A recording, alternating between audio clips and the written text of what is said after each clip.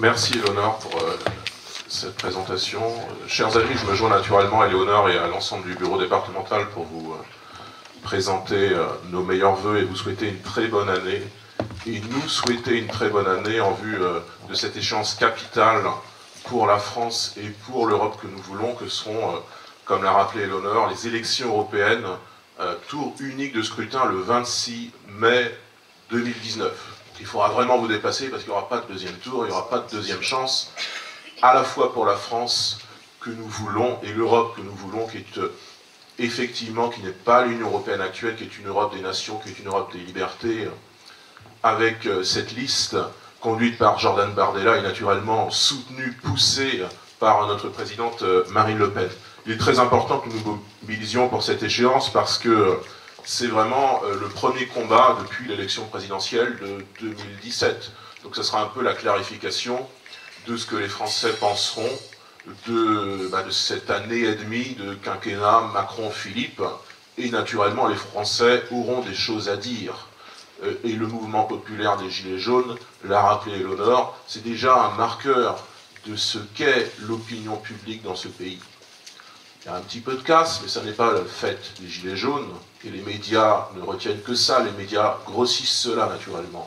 Mais il y a une véritable atmosphère de contestation dans ce pays, qui est une contestation populaire, qui n'est pas la contestation des élites, qui est la contestation du peuple, de ce peuple que vous voyez sur les ronds-points, autour des braseros, qui vivent dans les villes moyennes, dans ce qu'on appelle un petit peu négativement parfois le périurbain, qui vivent dans les campagnes naturellement où la situation est encore pire, et notamment pour nos agriculteurs. C'est ce peuple-là qui aujourd'hui s'habille en jaune fluo, bien visible, et qui se manifeste depuis 11 samedis de suite.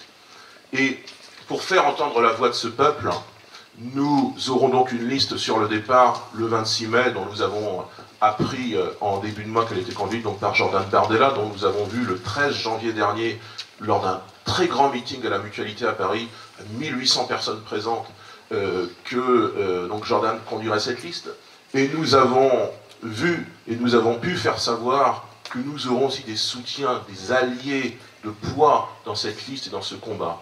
Parce qu'on disait depuis des décennies, le Front National avant le RN, vous n'avez pas d'alliés, vous êtes seul, vous ne pourrez pas agir politiquement parce que vous êtes seul. Et aujourd'hui, nous avons l'appui de personnalités telles que Thierry Mariani, ancien ministre des Transports, un figure historique du RPR et de l'UMP, fondateur d'un groupe de pensée qui s'appelle la droite populaire, qui est ces élus, ces cadres de la droite qui veulent vraiment de la sécurité, qui veulent vraiment un État régalien fort.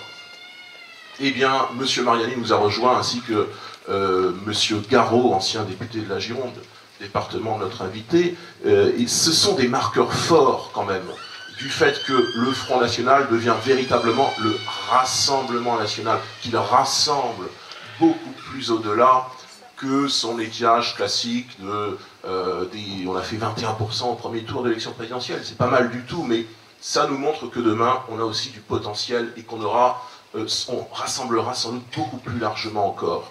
Il faut aussi signaler la présence en 5e place sur notre liste d'un intellectuel qui est une figure importante de la réflexion sur l'écologie, la véritable écologie, pas l'écologie punitive, qui est Hervé Juvin. Eh bien, si des gens comme ça nous rejoignent, ça veut dire que nous ne sommes pas...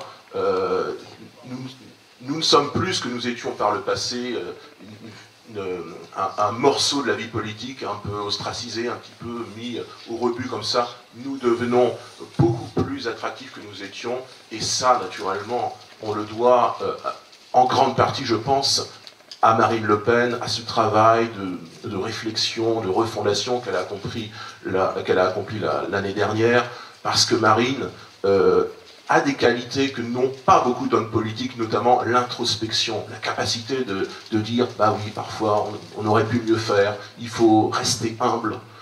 Et Marine a véritablement ces qualités-là, ça va nous permettre de rassembler plus largement encore à l'avenir. Il est très important que nous nous mobilisions parce que vous voyez aussi, et Éléonore en a parlé, qu'il y a quand même un certain nombre de grandes manœuvres du gouvernement pour essayer de casser l'opposition populaire et nationale que constitue le RN.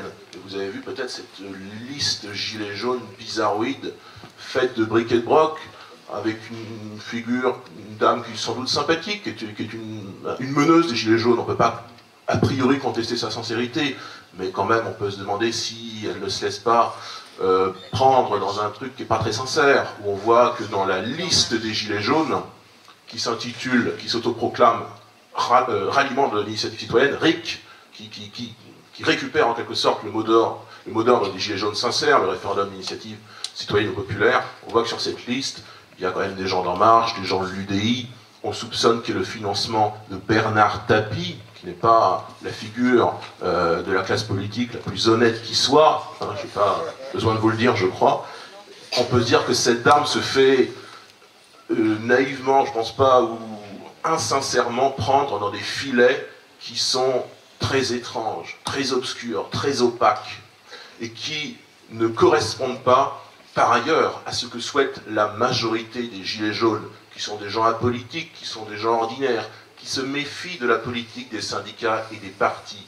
Et on ne peut pas leur donner totalement tort, parce que la politique, ces dernières décennies, c'est pas vraiment Jojo, l'alternance droite-gauche. Bon, on peut comprendre qu'ils s'en lassent. Cette liste gilets jaunes, si elle se fait, elle nuira, vous devez bien le comprendre, principalement au Rassemblement national. C'est le but. C'est le but du gouvernement. Il y a toujours eu comme ça, on va faire un exposé historique, mais il y a toujours eu comme ça aux élections européennes, des petites listes bizarroïdes qui font 5-6% à la fin et qui enlèvent généralement des voix au RN, au FN de l'époque. Vous êtes peut-être actif vous-même sur les ronds-points ou sur les réseaux sociaux dans le mouvement des Gilets jaunes.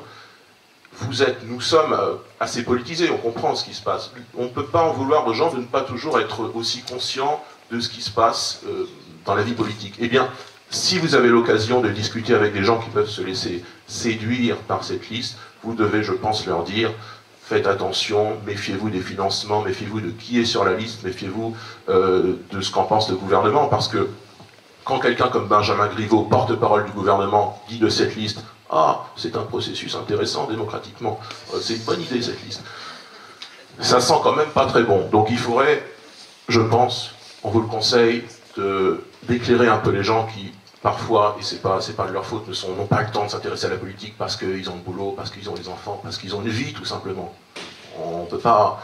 Il y a des dizaines de millions de gens qui ont une vie difficile en France. On ne peut pas vraiment leur en vouloir de ne pas voir clair dans le jeu de Macron, qui est un jeu volontairement très opaque.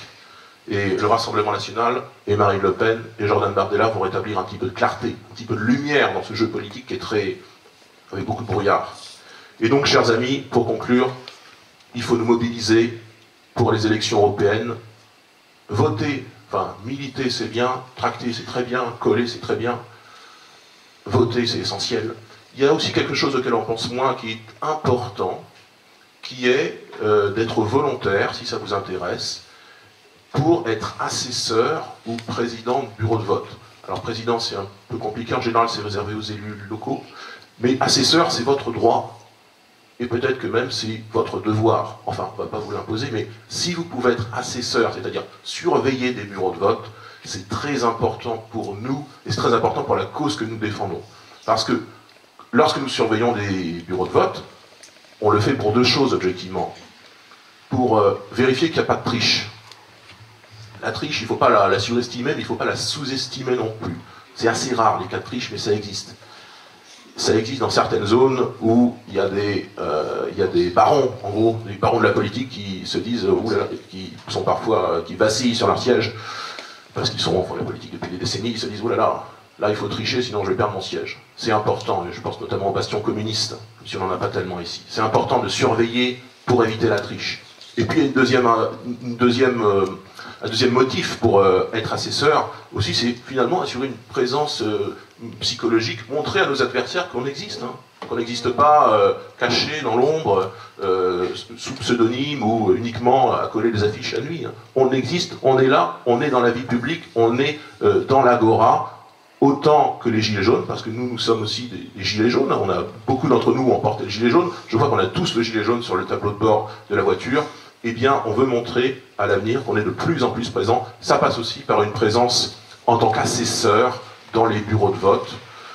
À l'élection présidentielle, on avait fourni beaucoup d'assesseurs, ça nous avait permis eh bien, de voir si les choses se passaient bien ou mal, et nous lançons un appel, Éléonore et moi-même aujourd'hui, pour qu'il y ait un maximum d'assesseurs en Loire-Atlantique du Rassemblement National en vue des élections européennes du 26 mai.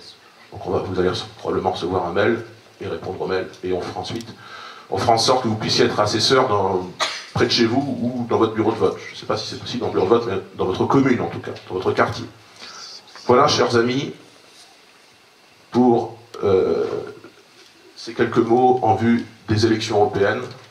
Et puis, nous allons passer un très bon moment dans les heures qui viennent avec Edwige Diaz, notre invitée, qui est donc vice-présidente du groupe RN au Conseil régional de Nouvelle-Aquitaine. Et nous allons bien sûr, après le déjeuner, déguster la traditionnelle galette des rois. Et c'est important, les traditions, c'est important qu'on y revienne chaque année.